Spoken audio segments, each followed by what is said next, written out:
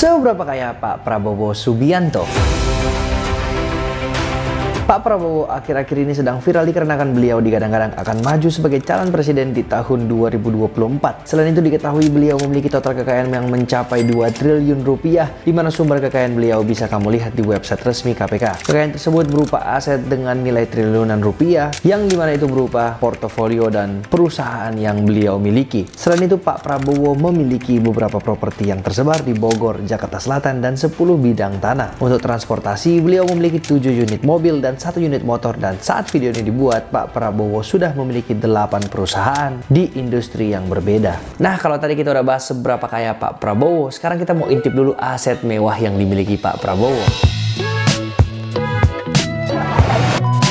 Rumah Pak Prabowo Subianto terletak di Desa Bojongkoneng, Babakan Madang, Hambalang, Bogor, Jawa Barat dengan luas tanah mencapai 4,8 hektar. Rumahnya dijaga ketat oleh 4 orang petugas gagah berseragam rapi. Untuk bangunan utama rumah milik Pak Prabowo, dominasi rumah dengan batu bata merah yang berdiri mewah sambung menyambung hingga ke belakang. Pada bangunan utama rumah ini dilengkapi fasilitas seperti perpustakaan, meja biliar, kolam air panas, rumah untuk belasan kuda, hingga pendopo kayu jati. Pak Prabowo Subianto juga memiliki hobi berkuda. Karena hobinya itulah di rumah ini dibangun 2 buah kandang kuda sebagai rumah bagi 18 ekor kuda istimewa jenis Luciano. Menurut informasi, harga kuda Luciano milik Pak Prabowo ini mencapai miliaran rupiah per ekornya, dan kuda ini disebut ditangani oleh petugas yang sangat ahli di bidangnya. Selain itu, Pak Prabowo juga memiliki 50 ekor kuda jenis sama yang ditempatkan di klub polo yang dia bangun di Sentul, Jawa Barat. Pak Prabowo mengaku bahwa hobinya tersebut sudah dijalankan sejak tahun 2004. Dilansir dari beberapa sumber, harga lahan di daerah tersebut memiliki harga sekitar 100.000 hingga 160.000 per meter perseginya. Jadi jika dihitung luas tanah dan dikalikan dengan harga meter persegi, maka akan didapat harga 38,4 miliar rupiah. Namun harga tersebut belum termasuk nilai bangunan dan aset di lahan tersebut. Sekarang aku mau bahas mobilnya ya teman-teman. Yang pertama, dia punya Land Rover 1992, ada juga Land Rover 1994, kemudian ada Toyota Land Cruiser 1980, ada Mitsubishi Pajero tahun 2000, Toyota Lexus tahun 2002, Toyota Alphard tahun 2005, Honda CR-V tahun 2007. Dan jika dijumlahkan 7 mobil Prabowo tersebut, harganya bisa mencapai 1 miliar rupiah. Selain memiliki rumah mewah dan mobil, Pak Prabowo juga memiliki jet pribadi berjenis Embraer Legacy 600. Harganya ditaksir mencapai 375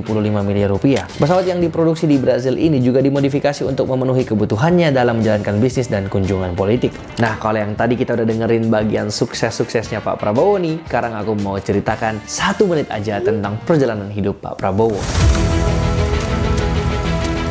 Prabowo Subianto lahir di Jakarta pada tanggal 17 Oktober 1951. Dia merupakan anak ketiga dan putra pertama dari Bapak Prof. Soumitro Djojo Hadikusumo yang berasal dari Kebumen, Jawa Tengah, dan ibunya Dora Mari Sigar, yaitu seorang wanita Kristen Protestan berdarah Minahasa. Ayahnya merupakan seorang pakar ekonomi dan politisi Partai Sosialis Indonesia yang pada saat itu baru saja selesai menjabat sebagai Menteri Perindustrian di Kabinet Natsir pada April 1952. Gak lama setelah kelahiran Pak Prabowo, Soumitro diangkat kembali sebagai Menteri Keuangan pada Kabinet Wilopo. Prabowo memiliki 2 orang kakak perempuan dan 1 adik laki-laki. Masa kecil Pak Prabowo banyak dihabiskan di luar negeri, terutama setelah keterlibatan ayahnya menentang pemerintah Presiden Soekarno di dalam pemerintahan revolusioner Republik Indonesia di Sumatera Barat. Pak Prabowo menyelesaikan pendidikan menengahnya di Victoria Institution di Kuala Lumpur, kemudian Zurich International School di Zurich, Swiss, dan di American School di London, Inggris. Baru setelah kejatuhan Soekarno dan naiknya Soeharto, keluarga Soumitro kembali ke Indonesia dan Prabowo masuk ke Akabri di Magelang, Jawa Tengah.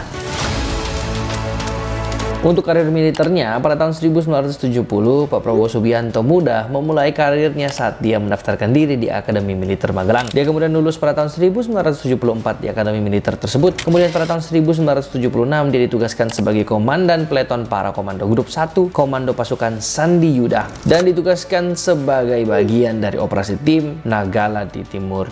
Pak Prabowo kemudian menikah dengan Titik yang merupakan anak Presiden Soeharto. Namun pernikahan Prabowo dengan Titik berakhir tidak lama setelah Soeharto mundur dari jabatan Presiden Republik Indonesia. Dari pernikahannya dengan Titik, Pak Prabowo dikaruniai seorang anak bernama Didit Prabowo. Anaknya itu tumbuh besar di Boston, Amerika Serikat, dan sekarang tinggal di Paris, Prancis. Anak Prabowo ini bekerja sebagai seorang desainer. Setelah kembali dari Timur Timur, karir militer Prabowo terus melejit. Pada tahun 1983, Prabowo dipercaya sebagai Wakil Komandan Detasemen 81 Penanggulangan Teror Komando Pasukan Khusus TNI Angkatan Darat. Setelah menyelesaikan pelatihan Special Forces Officer Course di Fort Benning, Amerika Serikat, Prabowo diberi tanggung jawab sebagai Komandan Batalion Infanteri Lintas Udara. Setelah berhenti berkarir dari dunia militer, Prabowo Subianto kemudian memulai menjadi seorang pengusaha mengikuti jejak adiknya yaitu Hashim Jojo Hadikusumo. Karir Prabowo sebagai pengusaha dimulai dengan membeli perusahaan kertas yaitu Kiani Kertas, perusahaan pengelola pabrik kertas yang berlokasi di Mangkajang, Kalimantan Timur. Selain mengelola Kiani Kertas yang kini menjadi Kertas Nusantara, kelompok perusahaan Nusantara Group yang dimiliki oleh Pak Prabowo ini juga menguasai 27 perusahaan di dalam dan di luar negeri. Usaha-usaha yang dimiliki oleh Pak Prabowo bergerak di bidang perkebunan, tambang kelapa sawit dan batu bara. Setelah sukses menjadi seorang pengusaha, Pak Prabowo Subianto kemudian memulai karirnya di bidang politik berbekal pengalaman serta reputasinya. Pak Prabowo sempat mencalonkan diri sebagai calon presiden di Partai Golkar pada konvensi Capres Golkar 2004. Meski lolos sampai putaran akhir, akhirnya Prabowo kandas di tengah jalan dan dia harus kalah suara oleh Wiranto. Akan mengusir penjajah dari bangsa sendiri. Kemudian pada tahun 2009, Pak Prabowo mencoba kembali menjadi calon presiden, namun dia akhirnya menjadi calon wakil presiden mendampingi Megawati yang maju menjadi calon presiden Republik Indonesia. Kala itu Prabowo mendirikan partai bernama Gerindra dan menggunakannya sebagai kendaraan politik. Namun hasil pemilihan umum berkata lain. Megawati yang berpasangan dengan Prabowo Subianto itu harus kalah dengan pasangan Susilo Bambang Yudhoyono dan Budiono yang menjadi presiden dan wakil presiden Republik Indonesia. Ini hanya terjadi di negara totaliter. Kemudian di tahun 2014, Partai Gerakan Indonesia Raya atau Gerindra mengusung Prabowo sebagai calon presiden pada pemilihan presiden 2014. Dia memilih Hatta Rajasa yang berasal dari Partai Amanat Nasional sebagai calon wakil presiden yang mendampinginya saat itu. Namun pada Pilpres 2014 lalu, Prabowo Subianto harus kalah suara lagi dari lawannya yaitu Jokowi dan Yusuf Kala. Yang seharusnya jadi national champion, world champion, sekarang. Selanjutnya di tahun 2019, Pak Prabowo kembali lagi mencalonkan dirinya sebagai calon presiden pada Pilpres 2019. Kali ini dia maju bersama Sandiaga Uno sebagai calon presiden pada Pilpres ini, yang didukung oleh sejumlah partai seperti Gerindra, PKS, PAN, dan lain-lain. Namun dia harus kalah lagi dari perolehan suara lawannya, yaitu pasangan Joko Widodo dan Ma'ruf Amin, setelah hasil penghitungan suara diumumkan oleh KPU. Setelah pemilihan umum presiden selesai, Presiden Joko Widodo kemudian menunjuk Prabowo Subianto sebagai Menteri Pertahanan Indonesia pada bulan Oktober 2019. Dia masuk dalam Kabinet Indonesia Maju periode 2019 hingga 2024. Selama menjadi Menteri Pertahanan, Prabowo diketahui tidak pernah mengambil gajinya sebagai menteri. Dia memilih untuk menyumbangkan penghasilannya tersebut ke yayasan-yayasan seperti Yayasan Kanker, Lembaga Zakat, dan Rumah Ibadah. Dalam masa jabatannya juga, Prabowo diketahui banyak mengekspor produk persenjataan Indonesia ke luar negeri melalui PT Pindad. Dia juga meningkatkan sistem persenjataan Indonesia dengan melakukan pembelian sistem peringatan rudal, pesawat, dan persenjataan berat. Selanjutnya yang aku mau bahas secara singkat aja adalah bisnis-bisnis Pak Prabowo. Ini dia.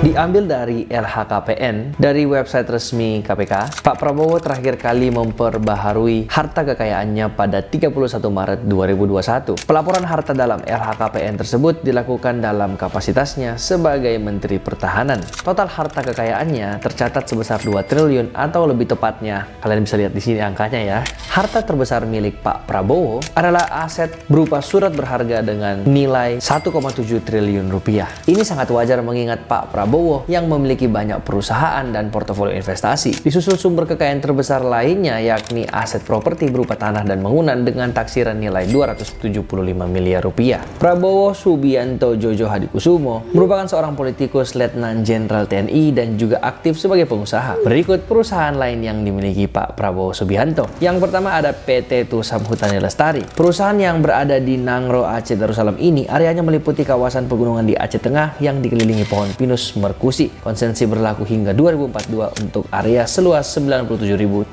hektar. Yang kedua ada PT Tanjung Redep Hutani. Perusahaan yang bergerak di bidang kehutanan dan perkebunan ini terletak di Kabupaten Berau, Kalimantan Timur dengan luas area perkebunan 180.330 hektar. Yang ketiga ada PT Kiani Lestari. Perusahaan pengelolaan kertas dan bubur kertas yang terkenal milik Pak Prabowo ini berlokasi di Kalimantan Timur. Luas area industri ini adalah 223.500 hektar. Berikutnya ada PT Belantara Pusat Pusaka, perusahaan yang berlokasi di Kalimantan Timur ini memiliki luas area perkebunan 15.610 hektar. Yang kelima ada PT Kiani Hutani Lestari. Perusahaan ini bergerak di bidang kehutanan dan perkebunan yang berlokasi di Kalimantan Timur dengan area perkebunan seluas 53.083 hektar. Yang keenam ada Nusantara Energi. Perusahaan ini memiliki misi untuk mengembangkan berbagai proyek investasi bagi sumber daya alam yang akan memberikan keuntungan dan meningkatkan pendapatan perusahaan dan kesejahteraan sumber daya manusia, pemegang saham dan pegawainya. Yang ketujuh ada PT Nusantara Kaltim Coal. Anak perusahaan Nusantara Energi ini didirikan pada tahun 2005 dan memiliki hak konsensi meliputi area seluas 60.000 untuk pertambangan batubara di Kabupaten Kutai Timur, Provinsi Kalimantan Timur. Dan yang terakhir ada PT Jaladri Swadesi Nusantara. Perusahaan penangkapan ikan komersial ini memiliki sebuah armada senilai 10 juta US dollar Amerika Serikat.